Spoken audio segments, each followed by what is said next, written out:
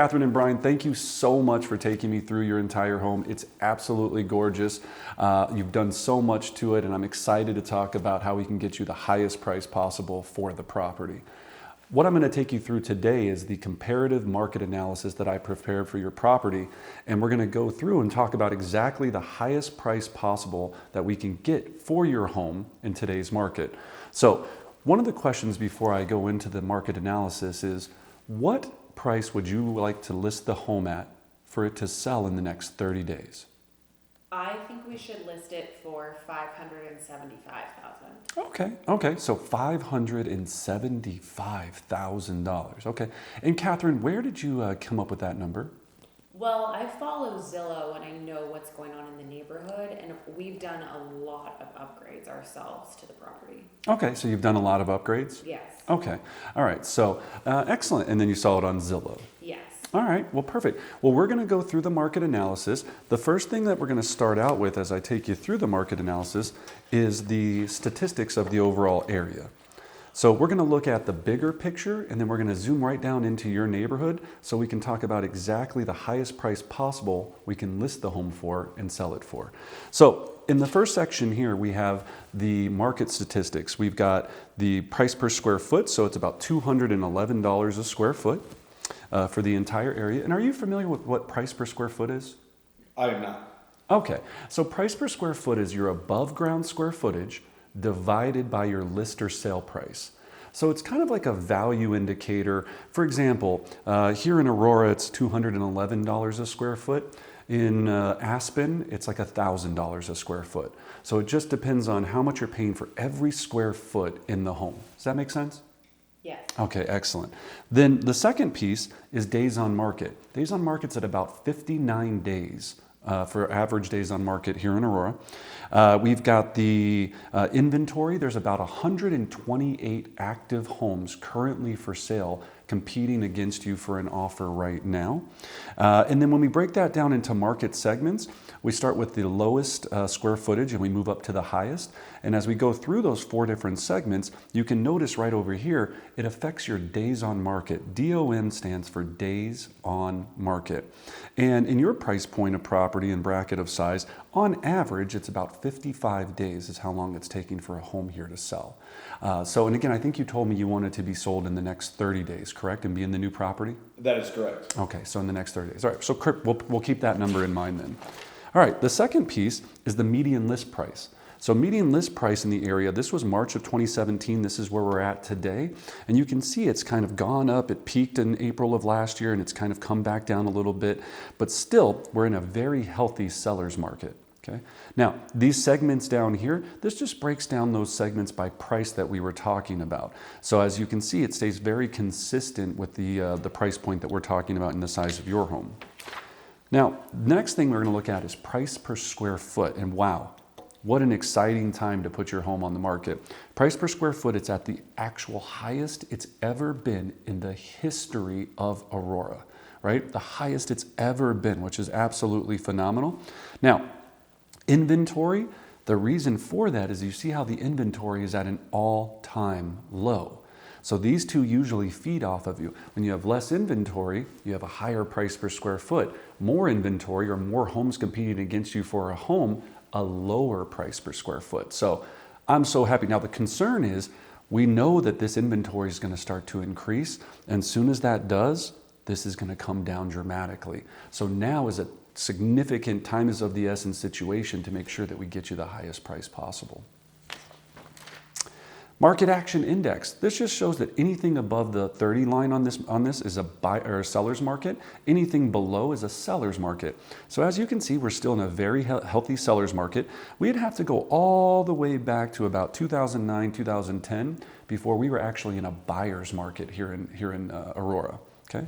So looking at the next one. So days on market. And now, Brian, when you look at that, it kind of looks like a roller coaster. Any idea on why you think it looks like that? Is that the market going up and down? That's days on market. Yeah. So actually what it is, it's seasonality. So as you see here, every August, you can almost set your watch to it. The days on market goes down to the most dramatic lowest point because the homes all go under contract in April and May and June and then sell based upon a 30 or 45-day closing and close in August, right? So here's the thing. Homes in the summer tend to sell a little bit faster, but not always for the highest amount possible. Homes in the winter may take a little bit longer to sell, but sometimes can sell for a higher price because they have less competition competing against them. Does that make sense? It does. Okay, perfect. All right, so now let's take a look at your property. Okay, so according to the county's assessor's office, it's stating that your home is a 3-bedroom, 3-bath, built in 1974, and it's about 1,771 square feet. Is that all accurate? Yeah, that's right. Excellent. And both of you are the only two on title, is that correct? That is correct. Excellent. And then we have here your previous sales information. It's not going to be anything necessary that we need to look at for the evaluation today. But we are looking at it that it's 1,771 square feet above ground. You have 720 square feet in the basement, but the basement is unfinished, as we already walked through today, right? And then then we also have a 424 square foot garage. Correct. Okay, and that's all accurate? Yes. Wonderful. All right, perfect. And then we've got your previous sales history, your mortgage history. Again, I provide all that information, but it's just so you have it, but it's not necessary for our valuation. Then, of course, where your property is located, and then obviously here on the map. So the next thing we're going to take a look at is an aerial view of all of the properties that are comparably against you actively competing for a buyer against you right now, homes that are under contract, meaning that they have an offer on them waiting to close, and everything that's closed in the last 6 months. Now, taking a look at that, right now, the great news is there's not a single active comparable property competing against your home for a buyer at this given moment. Now, as we said, we don't know how long that's going to last, right? That could go up dramatically. And I think when we talked on the phone, you said you had talked to a neighbor that might be listing. Is that correct? That is correct. Okay, yeah. So as you can see, time is of course of the essence. So we're going to look at the 2 pendings and the ones that went recently the ones that recently sold, and that'll really help us dial in exactly what the highest price we can sell for.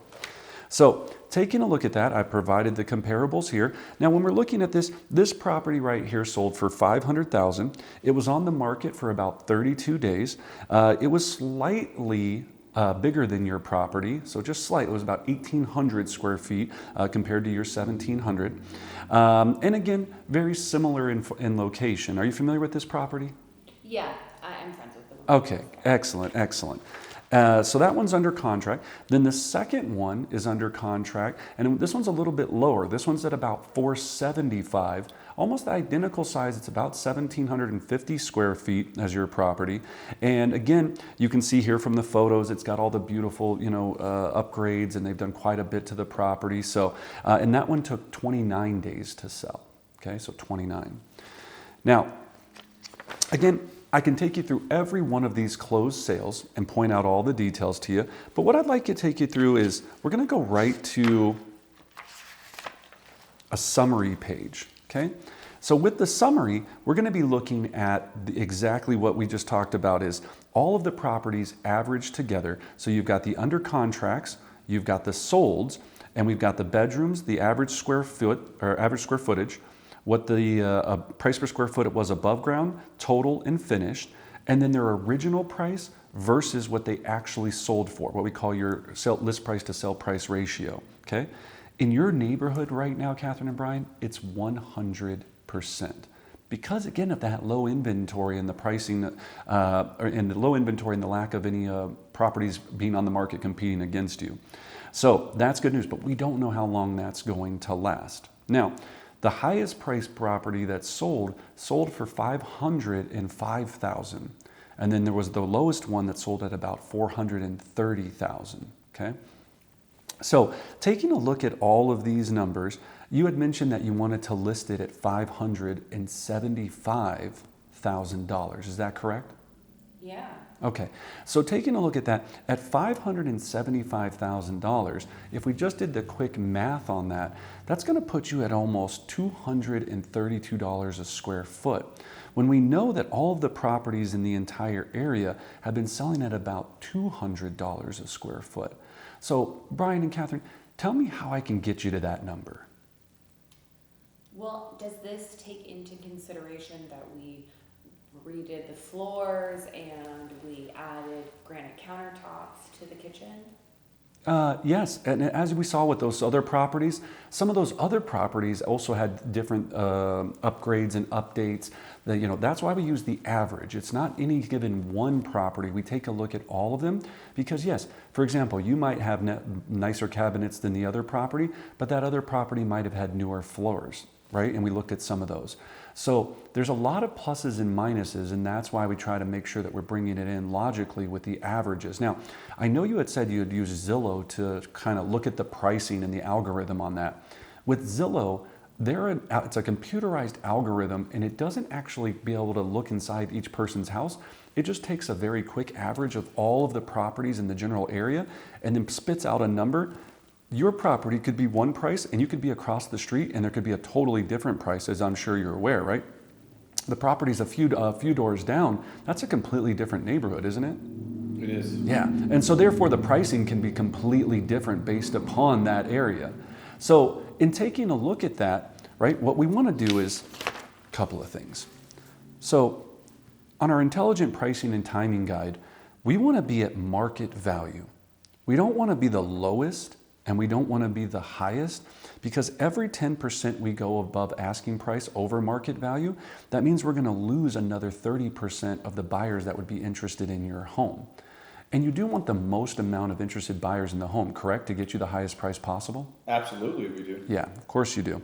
So taking a look at market value, if we know the highest one sold at 505 and we know that the lowest one sold at 430, then taking a look at that, as far as the 575 number, I don't really know how we're going to be able to get the market to respond to the property at that price. So, and I think you said, again, you do want to have it sold in the next 30 days, correct? That we do, but what do you suggest that we should list the home at then? That's a great question, Brian. And it's not what I suggest, it's what the market's telling us. And what the market's telling us right now is that the market value is at or below $500,000, okay? So that's what the market's telling us right now. So looking at that, have you given any thought? So taking a look at 500,000, I think you would both agree you'd want to be in a position to receive offers instead of no offers at all, correct? Definitely. Right. And that's why 500,000 would be a very important price. So any other questions on price before we move forward? Well, can we just list at 525 and then just bring that price down later on? I see what you're saying. So you want to list high and then come down later on. Is that what you're telling me? Yeah. Okay, perfect. Brian, my concern with that is when you look at that, we know that the most activity you're ever going to have on this property when we put it to the market and do all of the things we're going to do to get you the highest price possible is going to be in the first week to 2 weeks, right? After that, as you can see here in our pricing guide, you're going to become kind of stale potatoes, right? So by week 6, week 7, then at that point you'd have to do a price adjustment. And see here on this graph, what we'd have to do is pump blood back into that. And then you're never going to get the amount of activity you'd have in the first 1 to 2 weeks, right? So again, it's not a good strategy. Let me explain it this way. Every day from the day that we list the property, your days on market, the amount of time you've been on the market, becomes a depreciating asset and starts dragging you down. So for example, when you go to look at your replacement home that I'm going to help you find, when we're looking at homes, don't you agree if you knew that the property had been on the market 8 or 9 weeks, you're going to make them a much lower offer than if they've been on the market for a day or two? Yeah, definitely. Exactly. And that's exactly what buyers do. Now, let me talk to you about the other piece that 525 has an issue with, which is what we call our internet marketing pricing strategy. So with our internet marketing pricing strategy, we want to make sure that we're getting the most amount of eyes on your property. So if we list the home, and when we list the home at 500,000, we're getting everyone that's looking from 400 to 450 and 450 to 500,000. Which happens to be the biggest price segment that people look at in homes here in Aurora. If we listed even $1 over 500,000, we lose every single person that's looking from 450 to 500. Do you see what I'm saying there? And I think you do, as we talked about, you want to get as many eyes on the property because you want to be sold in the next 30 days, correct? Yeah, we're ready to move. Excellent. So let's go ahead and do the right thing. Let's list the property at 500. Let me get you a great situation where we're having offers, if not multiple offers, and get you on your way to your next home. Perfect, sounds great. Excellent. All right, so now the next thing we're going to do is I'm going to take you through the estimated net sheets. And then that way we can talk about exactly what you're going to be walking away with when this is all said and done.